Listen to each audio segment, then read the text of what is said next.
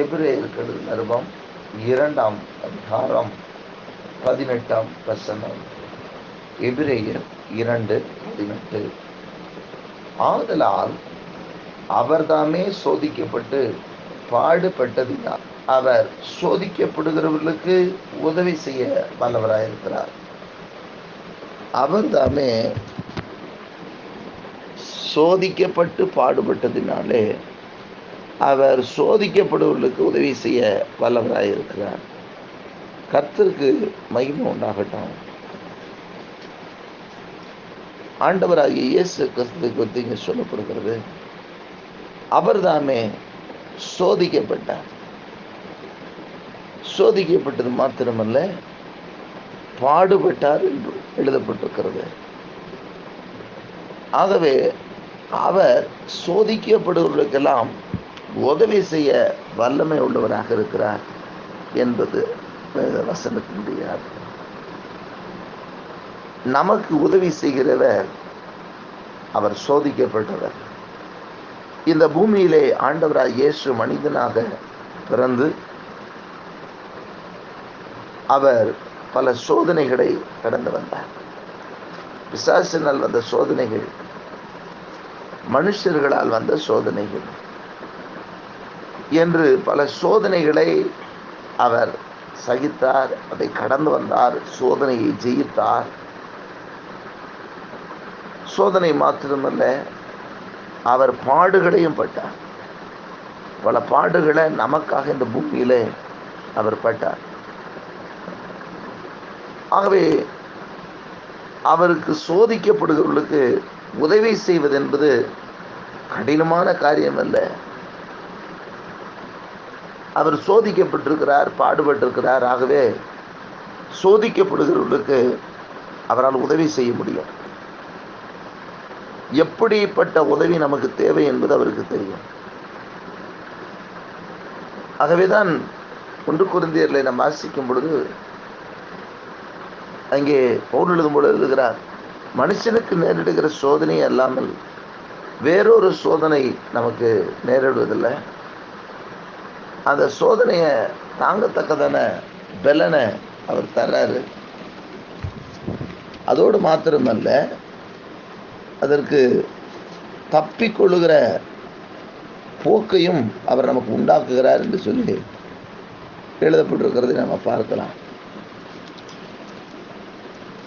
ஆகவே சோதனை என்பது மனுஷனுக்கு வரக்கூடிய சோதனை இல்லாமல் வேற ஒரு புதுசாக நமக்கு வரப்போகிறது கிடையாது. ஆனால் அந்த சோதனையும் தாங்கத்தக்கதான பலத்தை நமக்கு தருகிறார். தாங்கத்தக்க பலனை கொடுத்து அதற்கு தப்பிக்கொள்ளுகிற போக்கையும் நமக்கு உண்டாக்குறார். 1 கொரிந்தியர் 10 13 சொல்லுகிறார், மனுஷருக்கு நேரிடுகிற சோதனை அல்லாமல் வேறே சோதனை உங்களுக்கு நேரிடவில்லை. தேவன் உண்மை உள்ளவராயிருக்கிறார். உங்கள் திராணிக்கு மேலாக நீங்கள் சோதிக்கப்படுகிறதற்கு அவர் இடம் கொடாமல் சோதனையை தாங்கத்தக்கதாக சோதனையோடு கூட அதற்கு தப்பிக்கொள்ளும்படியான போக்கையும் உண்டாக்குவார். இப்போ சோதனையை தாங்கத்தக்கதான பலனை தர்றாரு. அதோடு மாத்திரமல்ல, அதோடு கூட நாம் அதற்கு தப்பிக்கொள்வதற்கான போக்கையும் உண்டாக்கி தருகிற தேவன். நம்முடைய வாழ்க்கையில, இந்த பூமியில் கூடிய வாழ்க்கையில நிறைய சோதனைகள் இருக்கிறது. ஆனால் இந்த சோதனை எல்லாம் எல்லா மனுஷனுக்கும் வர மாதிரி தான். இன்றைக்கு தான் நம்ம என்ன அப்படின்னா, நமக்கு பிரச்சனையே இங்கே வந்துட்டோம்னா பிரச்சனையே கிடையாது அப்படின்னு சொல்லிடுறோம். ஆனால் இயேசு அப்படி நம்ம சொல்லி போகல. உலகத்திலே உங்களுக்கு உபத்திரம் உண்டுன்னு சொல்லியிருக்காரு. அதோடு கூட சொன்னார், உலகம் உங்களை பகைக்கும்னு சொல்லியிருக்காரு. ஏன்னா அதுக்கு முன்னாடி என்ன பகைச்சது, நீங்கள் உலகத்தார் கிடையாது. ஆகவே நீங்கள் உலகத்தால் பகைக்கப்படுவீங்க. உலகம் பகைச்சா ஆச்சரியப்படாதீங்க, ஏன்னா முன்னாடி என்னையும் பகைச்சிச்சு. இப்படியெல்லாம் இயேசு நமக்கு சொல்லிவிட்டு தான் போயிருக்கிறார். ஏன்னா இந்த உலகம் நம்ம உலகத்திற்குரியவர்கள் அல்ல என்றும் இயேசு சொல்லி போனார். இந்த உலகத்திலே நமக்கு பாடுகள் உண்டு, உபத்திரவங்கள் உண்டு, இதெல்லாம் உண்டு. ஆனால் இதன் மேல் ஜெயத்தை கொடுக்கிறவர் ஆண்டவர். ஆகவேதான் இந்த கொரிந்தியருக்கு எழுதும் பொழுது பவுல் இப்படி எழுதுகிறார், மனுஷருக்கு நேரிடுகிற சோதனை இல்லாமல் வேறொரு சோதனை உங்களுக்கு நேரிடுறது கிடையாது. தேவன் உண்மையுள்ளவராக இருக்கிறார். அதே மாதிரி உங்களுக்கு உதவி செய்ய அவர் வல்லவராக இருக்கிறார். அவர் சோதிக்கப்பட்டார், அவர் பாடுபட்டார். ஆகவே சோதிக்கப்படுகிற மனுஷனுக்கு யார் இப்போ பிரச்சனையில் மாட்டி சிக்கி தவிக்கிறாங்களோ ஒவ்வொருவருக்கும் அதை தாங்கிறதுக்கான பலனை தருவார். அதே மாதிரி சொல்ல பாருங்க, உங்க திராணிக்கு மேலாக நீங்கள் சோதிக்கப்படுவதற்கு இடம் கொடுக்கவும் மாட்டார். உங்களுக்கு இவ்வளவுதான் ஸ்ட்ரென்த்து அப்படின்றது அவருக்கு தெரியும். இந்த இவ்வளவுதான் அவனுக்கு திராணின்னு தெரியும். நம்முடைய திராணி என்ன, நமக்கு என்ன பலன்னு தெரியும். பலத்துக்கு மிஞ்சி நம்ம மேல என்னைக்கும் பலுவை ஏற்ற விடுகிற தேவன் அல்ல. திராணிக்கு மேல சோதிக்க விட மாட்டார். இவனுக்கு இவ்வளவு திராணி இருக்குன்னா அது வரை பார்ப்பேன். அதுக்கப்புறம் அதை தாங்கத்தக்கதான பலனை தர்றாரு. பலனை தர்றது மாத்திரமல்ல, அதற்கு தப்பிக்கொள்ளத்தக்கதான போக்கையும் உண்டாக்கி தருகிறார். ஆண்டவராக இயேசு சோதிக்கப்பட்டு பாடுபட்டதுனால சோதிக்கப்படுகிறவர்களுக்கு அவர் உதவி செய்ய வல்லவராக இருக்கிறார். ஏன்னா அவருக்கு தெரியும் சோதனை எப்படிப்பட்டது என்று, அதை எப்படி ஜெயிக்கணும்னு அவருக்கு தெரியும். அதை ஜெயிப்பதற்கான உதவி செய்வதற்கு அவரால் முடியும். அவரிடத்துல வல்லமை உண்டு.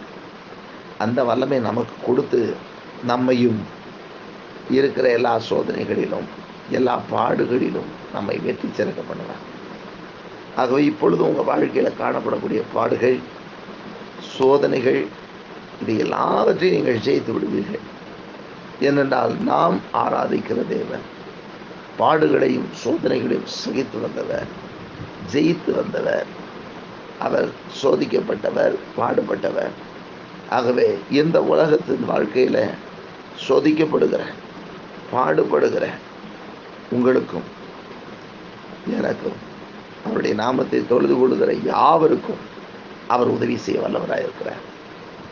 அவர் உதவி செய்வதற்கான அத்தனை வல்லமையும் அவரிடத்திலே உண்டு. அவரால் உங்களுக்கு உதவி செய்ய முடியும். ஆகவே சோதனை கண்டு சோர்ந்து போகாதீர்கள். சோதனை சகிக்கிற மனுஷன் பாக்கியவான்.